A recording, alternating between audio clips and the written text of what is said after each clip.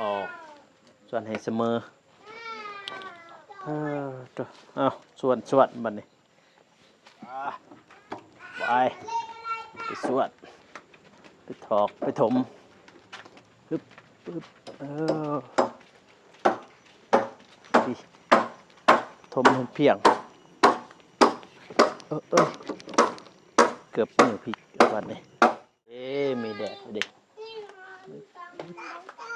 แม่เราไปสร้างนุ่นมาถมเบืองนี่ซะจะได้ก็ต้องได้ถม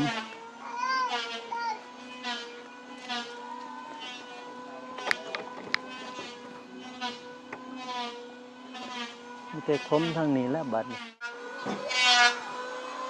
เอานำเลยนี่แน่นอกซาลีเพิ่น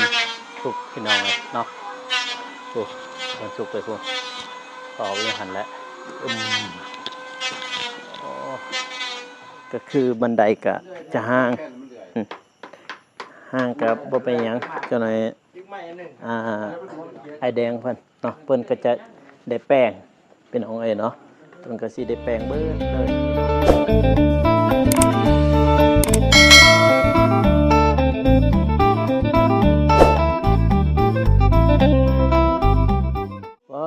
พี่โท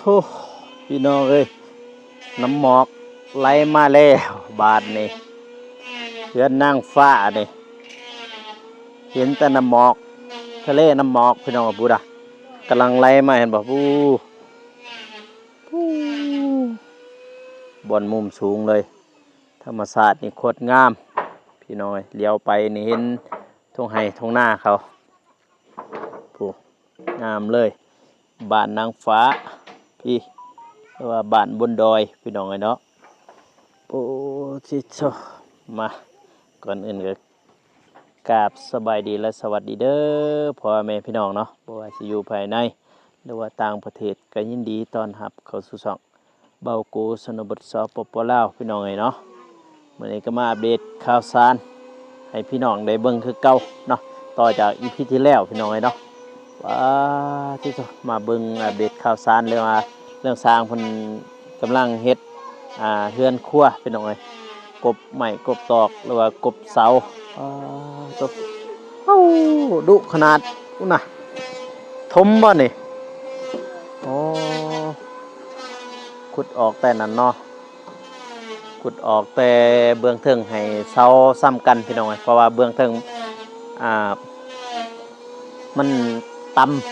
ำเพราะว่าถือกับดินก็ต้องขุดให้เสมอกันกับเสาโธ่มื้อนี้ฝนตกแล้วไอ้แดงเอ้ยเบิ่งในมืดครึ้มเลยนี่ฟ้าคุมฝนแล้วมื้อนี้นี่เฮ็ดแล้วฮอดยามมันแล้วเนาะฮอดยามเลย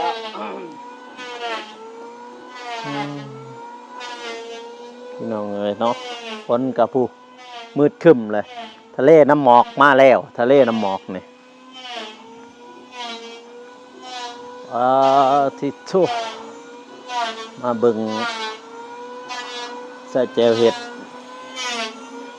ปึ๊บบาดนี่ขยันจริงๆ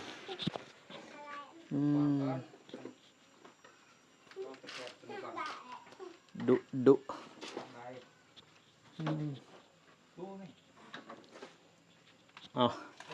สบายดีผู้ใหญ่เพิ่นแน่ส่วนพี่น้องก็คือเพิ่นสิส่วนให้เสามันซ้ำกันสบายดีผู้ใหญ่เพิ่นแน่สบายดีทางผู้ใหญ่ใจบุญเด้อสบายดี FC อยู่ลาวและพังไทยและต่างประเทศก็ขอสวัสดีสบายดีเบิดสุขุสุขคนเด้อโดยสบายดีพี่น้องเอ้ยป้าตอนนี้ยังส่วนดินเพราะว่าอยากให้มันเสมอซ้ำกันพี่น้องเอ้ยเห็นบ่ก็คือเบื้องนี้มันจะต่ำกับอันนี้ต้องได้ส่วนออกส่วนให้เสมอส่วนบัดนี้เดี๋ยวเบากูญูก็ได้ อยู่เบื้องลุมโอ้หล่อไพ่นี่ยืมหล่อไพ่ เราสร้างแดงอามาวันนี้ โอ้ ตอนไปเอาตีนเสา เห็นอยู่เห็นหล่อทั้งนั่งรถก็คืออยากส่วนให้เสมอกันพี่น้องเอ้ยมาฮึบไปยุ่งพี่ฮึบยุ่งทำได้ฮึบอึบป่า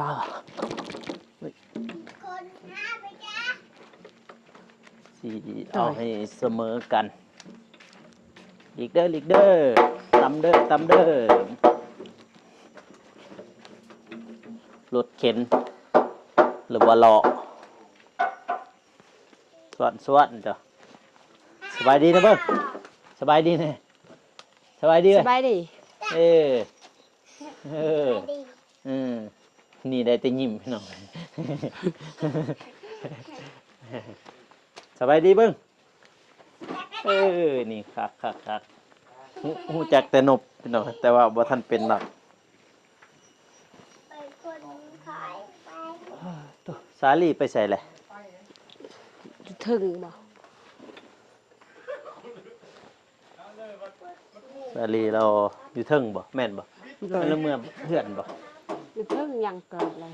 แม่นบ่สาลี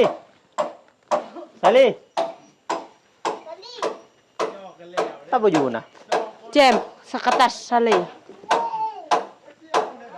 สาลีวะแม่นบ่อะไรอยู่เทิงขอบ่แม่นนะแม่นสมบ่อะไรอยู่เทิง แม่นตัวเจ มานี่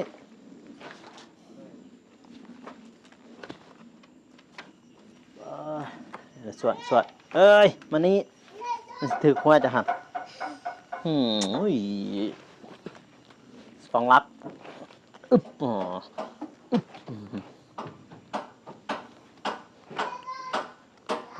เด้อ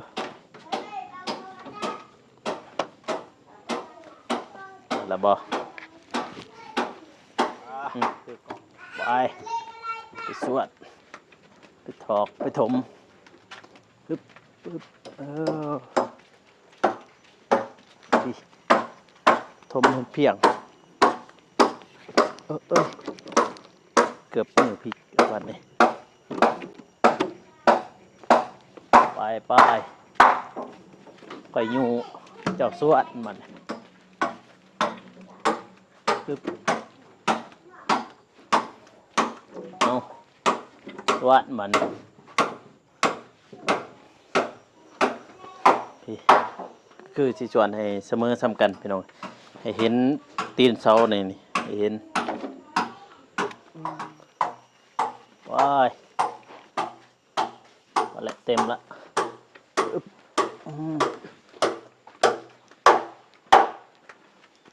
ถมมา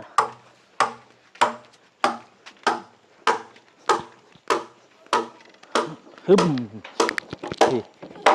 รถเข็นเฮาไป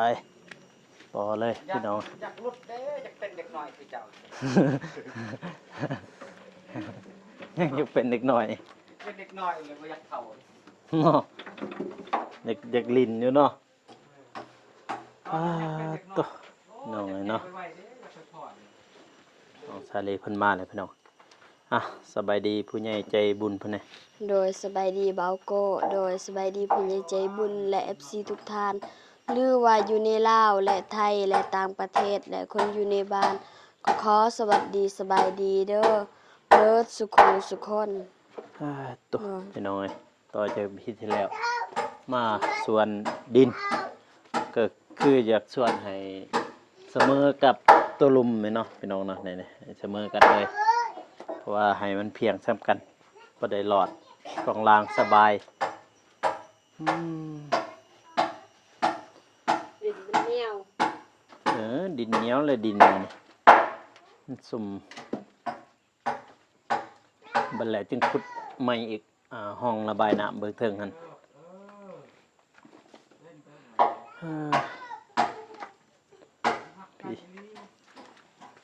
ส่วนก็มีแต่อันเดียวส่วนมีสองอันพอได้ขุดพอได้อันมันให้น้องซาลียุบัดนี้ คุณอยู่บ่ได้เนาะ บ่ได้บ่บ่ได้ให้เราส่วน ขนาดแม่ยังสิไปบาลานแหละ บ่ค่อยยุเองก็ได้ซะนะอ่ะซาลีถือกล้องปีทางนี้ให้น้องถือกล้องเด้มีแดดเด้มา แม่บอกอีกครั้งนะนุ่นมาถมเบืองนี่ซะจะได้ก็ต้องได้ถม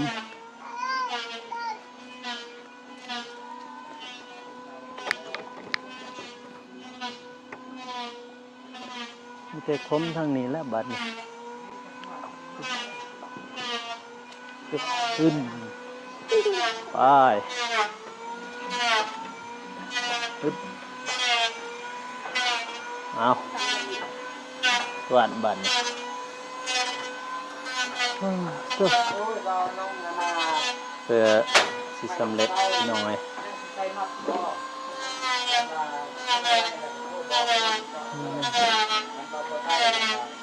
สวดก็ไป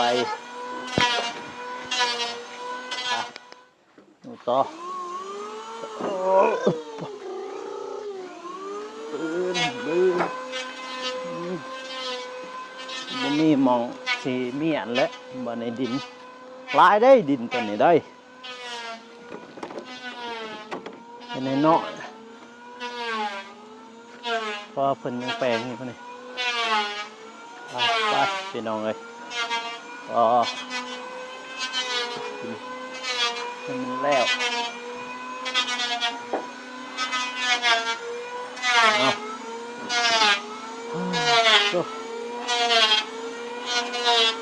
เรียกเสร็จแล้วมันง่ายๆนี่ก็คะแนนเริ่มมีแดดเห็นนะมีแดดแล้วแค่แน่ล่ะ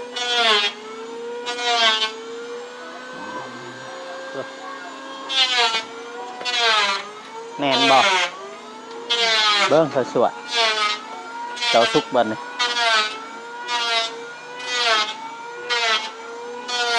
โอ้ขึ้นมา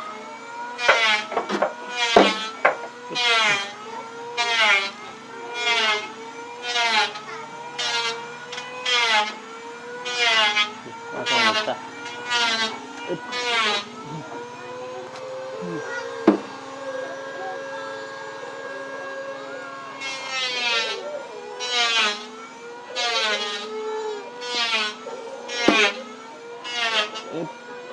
โอ้ยระวังสับติดตัวเองได้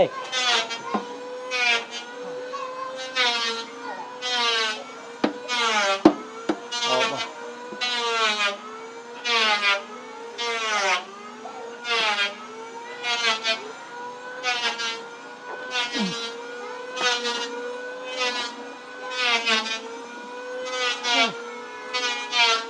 ส่วนนี้แม่ก็สุก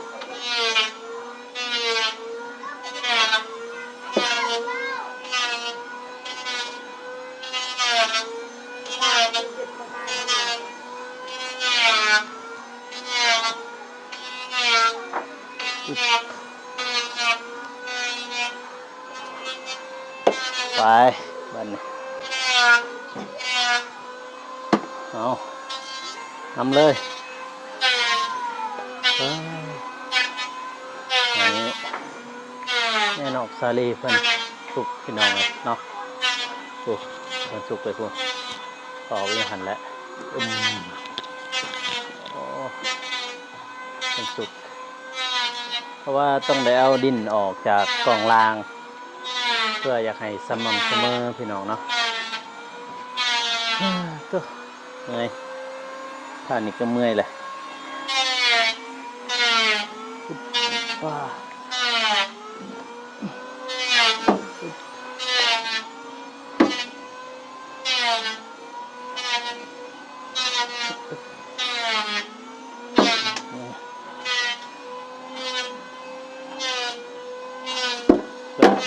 ส่วนห้ามมีแต่อันเดียว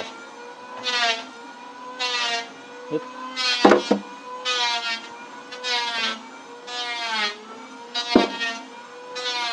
ฮึบเพื่อสิแล้วมันเป็นของง่ายเด้อมันได้ส่วนดินออกได้สม่ำเสมอ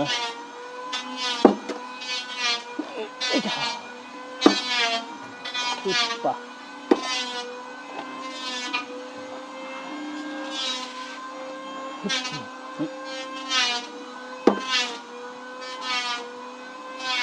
ได้สม่ำเสมอขัดสม่ำเสมอนะใครแน่รอดกองลางสบายเพื่อเทวดาป่า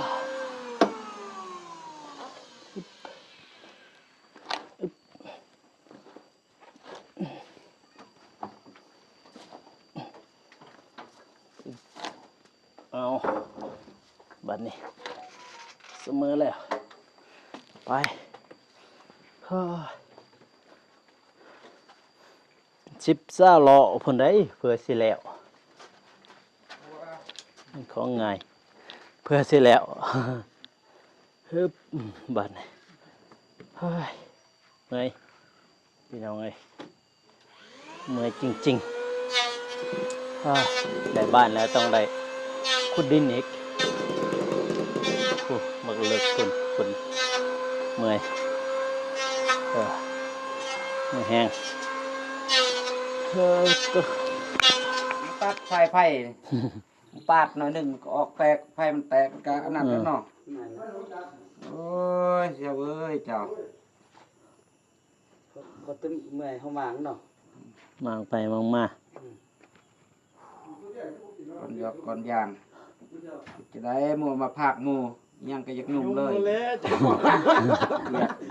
ยุ่มเลยเจ้า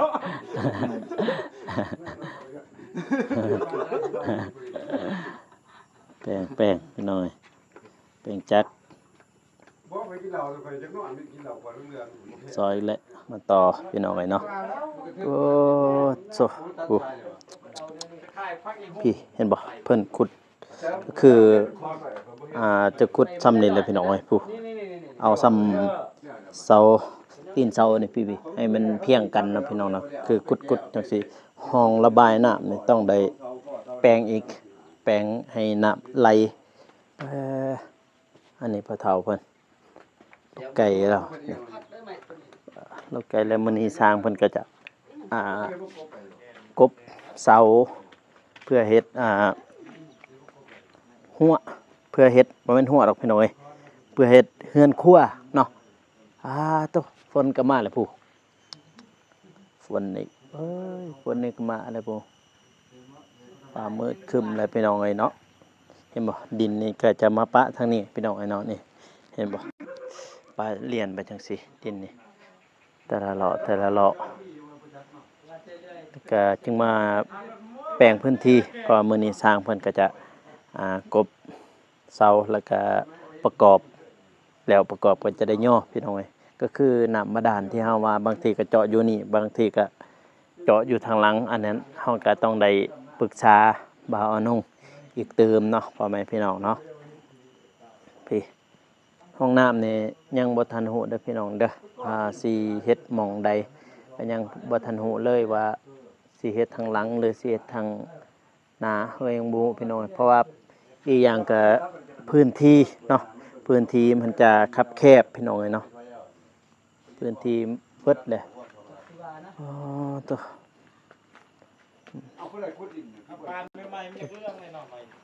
พี่มาเบิ่งก็คือบันไดก็จะห่างกับบ่เป็นหยังจังหน่อยไอแดงเพิ่นเนาะเพิ่นก็จะได้แป้งเป็นของเนาะเพิ่นก็สิได้แป้งเบิดเลยพี่น้องพี่เรือนครัวด้านบนพี่น้องหรือว่าอยู่ด้านเทิงพี่น้องเนาะนี่ก็เอาตะเลียนให้เพิ่นพี่2 หน่วยให้แม่ลูกเพิ่นเนาะแต่ว่าฝนก็หลังมาพี่น้องผู้เรือนเทวดาหรือว่าเรือนบนเขาบนดอยพี่น้องเนาะบรรยากาศมื้อนี้ก็ม มืดครึ้มตอนเช้านี่เพิ่นคือสิอุ้ยเหยียบอันนี้ค่ะฮ่าโตเขาเจ้าดำหน้าพี่น้องผู้เขาเจ้าดำหน้าเบื้องนั่นล่ะค่ะดำนาอ่าโตพอเส้นทางนี้ไปหัวไปสวนครับพี่น้องเอ้ยเพิ่งเขาเจ้าดำนาเพราะว่าฮอดฤดูดำนาแล้วพี่น้องเอ้ยเนาะทางลาวใต้ก็เจอฝนเนาะทางนี้ฝนตลอดเลยพี่น้องเอ้ยพาทางบ้านผู้ใหญ่ใจบุญเด้ทางนั้นฝนตกบ่ทางนั้นเนาะถามหน่อยเด้อ ถามหน่อยฝนตกบ่ทางนั้นทางนี้ก็เจอแต่ฝนพี่น้องเอ้ยปู่ปาที่โทลาวใต้เฮาเจอแต่ฝนหนักทางนี่ปาก็คือไม่อันนี้ก็ยังบ่ทันได้อันนี้ดอกพี่น้องเอ้ยเพราะว่าให้เจ้าของดินเพิ่นมาตัดเอาเองเพราะว่าเพิ่นก็สิเอาไม้นี่ไปเฮ็ดฟืนพี่น้องเนาะก็คือทำอิฐก็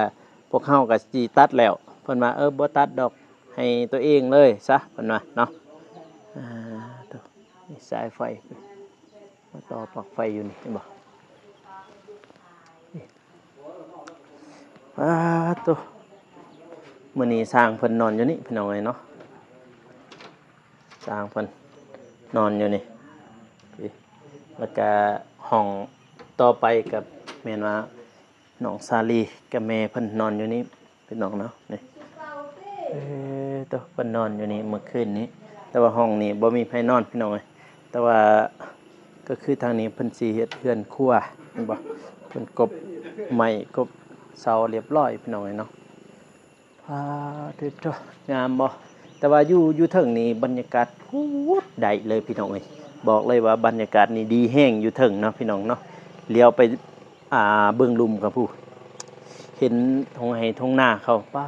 ตุเพราะว่าอยู่มองนี่ก็คือง่ายๆก็มองสนบ้านเด้อพี่น้องเนาะง่ายๆก็คือเขาทำอิฐกับแม่นบ้านเนาะผู้บ้านเขาเจ้าเบื้องพุ่นพี่น้องเอ้ยเนาะที่โทบ้านเขาเจ้าเบื้องนั้นแล้วบัดนี้บ้านน้องซาลีมาเบื้องนี้น้องเอ้ยก็เส้นทางนี้แม่นไปหัวไปสวนเขาเจ้าเด้อพี่น้องเด้อถ้าว่าไปบ้านดอนซ่าก็ได้พี่น้องเนาะทางนี้แต่ว่ามันจะยากพี่น้องเนาะบรรยากาศโคตรดีเลยมื้อนี้บอกว่าสุดยอดแห้งพี่น้องเนาะคลิปนี้ก็ขออวยพรให้ผู้ใหญ่ใจบุญทุกท่าน